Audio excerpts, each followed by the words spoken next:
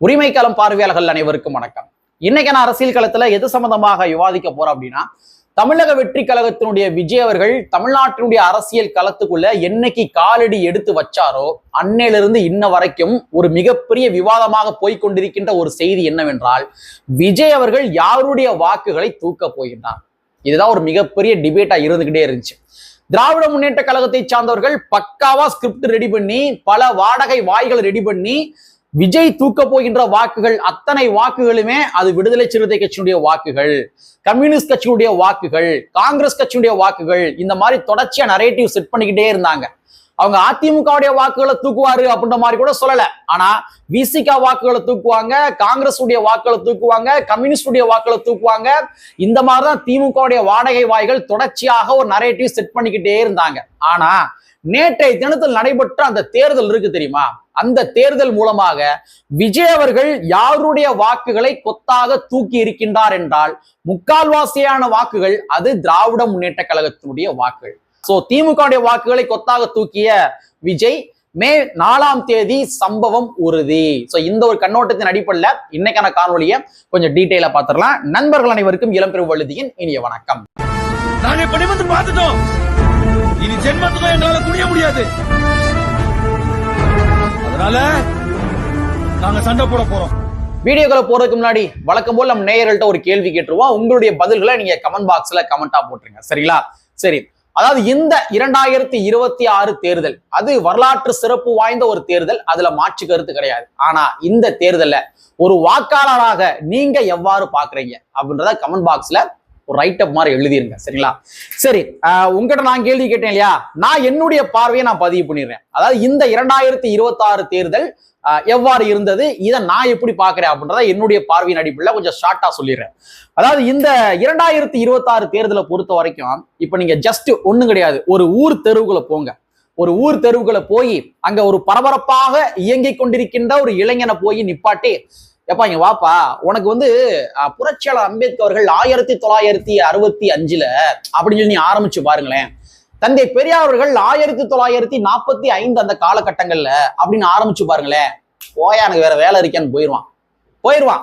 இந்த மாதிரிதான் தமிழ்நாட்டின் அரசியல் களம் இருந்துச்சு. ஒரு பரபரப்பாக இயங்கி கொண்டிருக்கின்ற ஒரு இளைஞன்ட்ட போய், தம்பிங்க வாப்பா, உனக்கு பெரியார் தெரியுமா, உனக்கு அம்பேத்கர் தெரியுமா, அவங்க என்ன செஞ்சிருக்காங்க தெரியுமா, அவங்களுடைய கொள்கை என்னன்னு தெரியுமா, கோட்பாடு என்னன்னு தெரியுமா அப்படின்ற மாதிரி நீங்க போய் பேசியிருந்தீங்க அப்படின்னா ஊர் தெருவுக்குள்ள, நான் சேரி தெருவு சொல்ல, சேரி தெருவுல இருக்கிறவங்க ஆல்ரெடி அரசியல் மயப்பட்ட ஒரு நபர்கள் தான். அவங்களுக்கு அம்பேத்கர் தெரியும், பெரியாரையா தெரியும், மார்க்ஸ் தெரியும், இதெல்லாம் தெரியும். நான் ஊர் தெருவுக்குள்ள சொல்றேன். இன்றைய காலகட்டத்தில் இருக்கிற பெரும்பாலான இளைஞர்கள் அரசியல் டச் இல்லாம, அம்பேத்கர் டச் இல்லாம, பெரியார் டச் இல்லாம இந்த மாதிரிதான் இயங்கி கொண்டிருந்தார்கள். தமிழக வெற்றி கழகத்தினுடைய விஜய் அவர்கள் அரசியலுக்குள்ள வந்த உடனேயே என்னுடைய கொள்கை தலைவர் புரட்சியாளர் அம்பேத்கர் அவர்கள், என்னுடைய கொள்கை தலைவர் தந்தை பெரியார் அவர்கள், என்னுடைய கொள்கை தலைவர் அஞ்சலை அம்மாள் அவர்கள், இந்த மாதிரி ஒவ்வொரு கொள்கை தலைவரை அறிவித்ததற்கு பின்பாக தமிழ்நாட்டினுடைய இளைஞர்கள் அம்பேத்கரியம் பேச ஆரம்பித்திருக்கின்றார்கள், பெரியாரியம் பேச ஆரம்பித்திருக்கிறார்கள். அம்பேத்கரை அறகுறையாத்தான் அவங்க பேசுறாங்க, மாற்றுக்கிறது கிடையாது. அம்பேத்கரை முழுசா அவங்க தெரிஞ்சுக்கிட்டாங்க, அம்பேத்கரை முழுசா கரைச்சு குடிச்சிட்டாங்க தமிழக வெற்றி கழகத்துக்காரங்க அப்படின்னு நான் சொல்ல வரல. இல்ல பெரியாரை கரைச்சு குடிச்சிட்டாங்க, பெரியாரை அப்படியே கரைச்சு குடிச்சு அப்படியே பெரிய லெவல்ல பரப்பிக்கு இருக்காங்க அப்படின்னு நான் சொல்ல வரல. ஆனா பரபரப்பாக இயங்கி கொண்டிருந்த ஒரு இளைஞர் பட்டாளங்கள் அம்பேத்கரிய அரசியலையும் பெரியாரிய அரசியலையும் தட்டு தடுமாறியாவது தற்பொழுது பேசிக் கொண்டிருக்கின்றார்கள் என்பதை நம்மால் மறுக்க முடியுமா? அவங்க சினிமா முகத்துல தான் இருந்தாங்க, ஆமா சினிமா முகத்துல இருந்தாங்க. டெய்லி ரீல்ஸ் போடுகின்ற ஆட்கள் தான், ஆமா ரீல்ஸ் போடுகின்ற ஆட்கள் தான், மாற்றுக்கிறது கிடையாது. அவங்க வேற ஒரு யூனிவர்ஸ்ல வாழ்ந்து கொண்டிருந்த மனிதர்கள் தான், ஆமா நிச்சயமாக வேற ஒரு யூனிவர்ஸ்ல வாழ்ந்து கொண்டிருக்கின்ற இளைய தலைமுறைகள் தான். ஆனா அரைகுறையாவது இன்னைக்கு என்ன போட்டாங்கன்னா அவங்க அரசியல் பேசுறாங்க. மக்களே, ஒரு இளைஞர்களை அரசியல் பேச வைப்பதே ஆக சிறந்த ஒரு சாதனை. நான் கரெக்டா 11ஆம் வகுப்பு படிக்கிறேன். அப்ப எங்க பகுதிக்குள்ள ஸ்டாலின் அப்படின்னு சொல்லி ஒரு தோழர் இருக்காரு, கம்யூனிஸ்ட் தோழர். அவர் அந்த கம்யூனிசத்தோட என்ன பண்ணுவார்னா, எங்களுடைய ஊருக்குள்ள இருக்கிற காளியாத்தா கோயில் ஒன்று இருக்கும், அந்த கோயில் முன்னாடி வந்து உட்காந்துக்கிடுவாரு. எங்களை மாதிரி சின்ன பசங்கள்லாம் கூப்பிட்டு உட்கார வச்சு, எப்ப 2006 அந்த காலகட்டங்கள்ல கூப்பிட்டு உட்கார வச்சு என்ன பண்ணுவார்னா, அப்படியே அந்த 1-on-1 டிஸ்கஷன் உட்கார்ற மாதிரி உட்காந்து எங்க கூட வந்து சின்ன பசங்க மாதிரி இறங்கி வந்து எங்கிட்ட வந்து பேச ஆரம்பிப்பாரு. பேச ஆரம்பித்து எங்களை வந்து இந்த மாணவர் இயக்கங்கள் இருக்கு இல்லையா, கம்யூனிஸ்ட் கட்சிகளிலேயே அந்த இயக்கத்துல சேர்ப்பதற்காக எங்களை வந்து தூண்டுவாரு. எங்கட ஃபார்ம்ஸ் எல்லாம் கொடுத்தாரு. அப்ப 2006 ஃபார்ம்ஸ் எல்லாம் கொடுத்தாரு. SFI நினைக்கிறேன், ஆமா SFI. அப்ப அந்த இளைய தலைமுறைகளை அரசியல் படுத்த வைப்பது என்பது சாதாரண விஷயம் கிடையாது, பயங்கரமான கடுமையான காரியம். இன்னைக்கு விஜய் கட்சியை சார்ந்தவர்கள் அரசியல் பேசுறாங்க, தட்டு தடுமாறி அரசியல் பேசுறாங்க, அரைகுறையாக பேசுறாங்க, புரிதல் இல்லாம பேசுறாங்க, ஆனா அரசியல் பேசுறாங்க. அப்ப இந்த அரசியலை கூர்மைப்படுத்த வேண்டியதுதான் நம்முடைய கடமையாக இருக்க வேண்டுமே தவிர, அரசியலை தெளிவாக அந்த இளைய தலைமுறைகள்ட்ட கடத்த வேண்டியதுதான் நம்முடைய அரசியலாக இருக்க வேண்டுமே தவிர, அந்த இளைய தலைமுறை ஒதுக்கி வைக்க வேண்டிய அவசியம் நமக்கு கிடையாது. சோ அந்த இளைய தலைமுறைகள் தற்பொழுது அரசியல் பேச தொடங்கி இருக்கிறார்கள், வாக்கு பதிவு செய்ய ஆரம்பிச்சிருக்காங்க. உண்மையாவே வரவேற்க வேண்டிய ஒரு உடையம். ஏங்க இத்தனை நாள் நான்லாம் ஓட்டு போட்டு என்னங்க ஆக போகுது, நான்லாம் வீட்டுல உட்காந்துக்கிட்டு நானா ஒரு ஆள் ஓட்டு போனா மாற்றம் வந்துவிட போகின்றதா என்று வீரவசனம் பேசிய இளைஞர்கள் இன்று வாக்களித்திருக்கின்றார்கள். உள்ளபடியே வரவேற்க வேண்டிய ஒரு உடையம். சரி, திராவிட முன்னேற்ற கழகத்தினுடைய வாக்குகளை கொத்தாக தூக்கும் விஜய், உள்ளபடியே திமுகவுடைய வாக்குகளை விஜய் அவர்கள் கொத்தாக தூக்குகின்றாரா என்று கேட்டால் நிச்சயமாக கொத்தாக தூக்குகின்றார். இல்லைங்க, அதாவது பரம்பரையாக திமுகவுக்கு வாக்களித்த நபர்களுங்க, பரம்பரையாக இந்த குடும்பம் வந்து ஒரு திமுகவுடைய குடும்பங்க, இதுல எப்படிங்க வாக்கு வந்து செதறும், கிடையவே கிடையாதுங்க அப்படின்ற மாதிரி திமுகவை சார்ந்தவர்கள் தங்களுக்கு தாங்களாகவே சொல்லிக்கொண்டு புலகாயுதம் அடையலாம். ஆனா ஃபேக்ட் என்ன அப்படின்னு பார்த்தோம்னா, திராவிட முன்னேற்ற கழகத்தினுடைய பரம்பரை வாக்குகள், பரம்பரை குடும்பங்கள் என்று சொல்லப்படுகின்ற ஒவ்வொரு குடும்பத்துல இருந்தும் கூட 3 வாக்குகள் அது விஜய்க்கு டிரான்ஸ்பர் ஆயிருக்கு.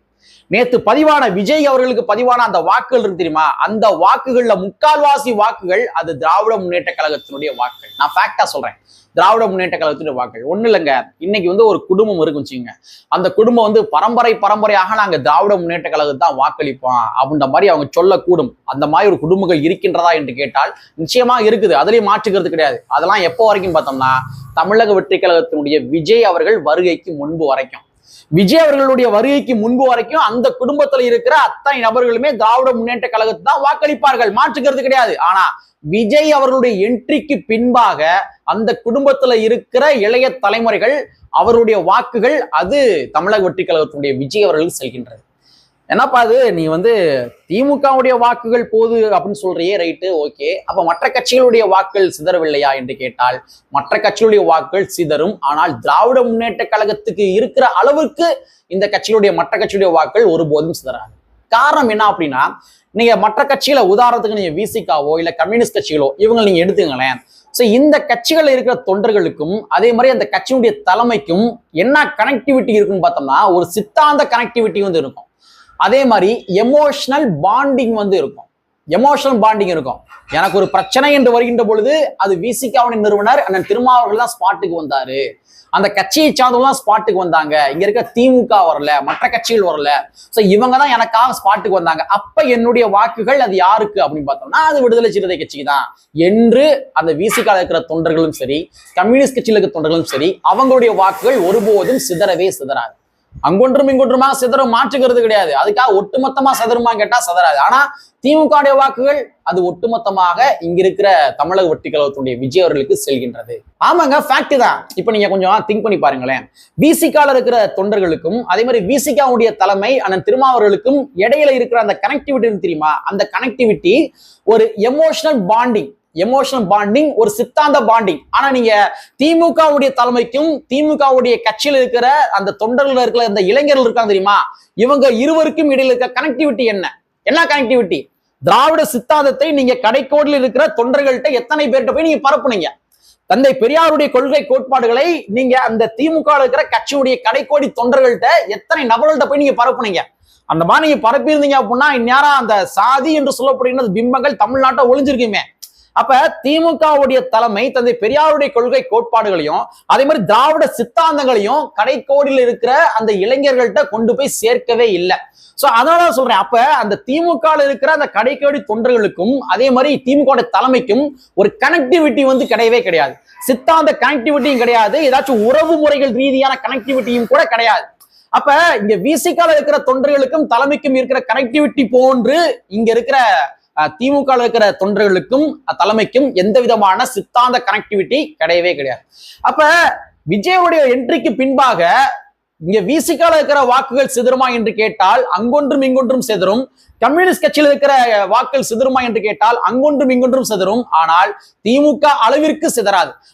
அப்ப தமிழக வெற்றி கழகத்தில் விஜய் அவர்கள் செல்கின்ற அந்த வாக்குகள் யாருடைய வாக்குகள் என்றால் அது முழுக்க முழுக்க முக்கால்வாசி வாக்குகள் அது திராவிட முன்னேற்ற கழகத்துடைய வாக்கு. ஏப்பா அதிமுகவுடைய வாக்குகள் போகாதப்பா அப்படின்னு நீங்க கேட்கலாம். அதிமுக இருக்கிற அந்த தொண்டர்களும் சரி பொறுப்பாளரும் சரி அவங்களுடைய நோக்கம் என்ன? அவங்களோட நோக்கம் திமுக எப்படியாச்சும் அழியணும், அதான் அவங்களுடைய எண்ணங்கள். அப்ப தமிழக வெற்றி கழகத்தினுடைய விஜய் அவர்கள் யாரை எதிர்க்கின்றார்? அவர் திமுக எதிர்க்கிறார். அப்ப திமுக எதிர்த்துட்டு போட்டோம், நாம எப்பயும் போல வந்து அதிமுக இருந்துக்கிடுவோம். சோ அப்ப இந்த ஒரு பேட்டர்ன் இருக்கு இல்லையா, இந்த ஒரு பேட்டர்ன் மூலமாக அதிமுகவுடைய வாக்குகள் சிதறும். ஆனா திமுகவுடைய வாக்குகள் அளவுக்கு அதிமுக வாக்குகளும் சிதறாது. இப்ப நீங்க கொஞ்சம் திங்க் பண்ணி பாருங்களேன். ஒரு சின்ன இன்னொரு எக்ஸாம்பிள் சொல்றேன். இப்ப தமிழ்நாட்டுல வந்து பல கட்சிகள் இருக்காங்க. திராவிட முன்னேற்ற கழகம் தன்னுடைய கூட்டணிக்குள்ள எத்தனை கட்சிகளை சேர்த்து வச்சிருக்கிறாங்க? திமுக, விசிகா, கம்யூனிஸ்ட், அப்புறம் அங்கொன்றும் இங்கொன்றுமா கிடக்கிற அத்தனை சாதி கட்சிகளையும் உள்ள சேர்த்து வச்சிருக்கிறாங்க. சரி, சாதி கட்சிகளை உள்ள சேர்த்து வச்சிருக்காங்க திமுக. சாதி கட்சியை என்ன நோக்கத்திற்காக சேர்த்தாங்க? அந்த சாதியை சார்ந்த அந்த தொண்டர்கள் இருப்பாங்க தெரியுமா, அந்த மக்களுடைய வாக்குகள் இந்த கூட்டணிக்கு கிடைக்கும்ன்ற காரணத்துக்காக தான் அந்த சாதி கட்சியை சேர்த்து வச்சிருக்காங்க. அப்ப அந்த சாதி கட்சியில இருக்க தொண்டர்கள் யாருக்கு வாக்களிப்பாங்க? அவங்க வந்து அந்த சாதி கட்சியுடைய தலைவருக்காக வாக்களிப்பாங்க. அப்ப அந்த சாதி கட்சியுடைய தொண்டர்கள் அந்த சாதி கட்சியுடைய தலைவருக்கு வாக்களிக்கின்றார்கள் என்றால் திமுகவிற்கு என்ன வாக்குகள் இருக்குது? திமுகவுக்கு என்ன வாக்குகள் இருக்குது? விசிகாவுடைய வாக்குகள் அப்படின்னு பார்த்தா இங்க பட்டியல மக்களுடைய வாக்குகள் இருக்குது, விளிம்பு நிலை மக்களுடைய வாக்குகள் இருக்குது, சிறுபான்மை மக்களுடைய வாக்குகள் இருக்குது. அப்ப விசிகாவுடைய வாக்குகள் விசிகாவுக்கு போகும். கம்யூனிஸ்ட் கட்சியுடைய வாக்குகள் அப்படின்னா என்ன? தொழிலாளர் வர்க்கங்களுடைய வாக்குகள் இருக்குது, அந்த வாக்குகள் கம்யூனிஸ்ட் கட்சிகளுக்கு போகும், அதன் மூலமாக திமுக போகும்.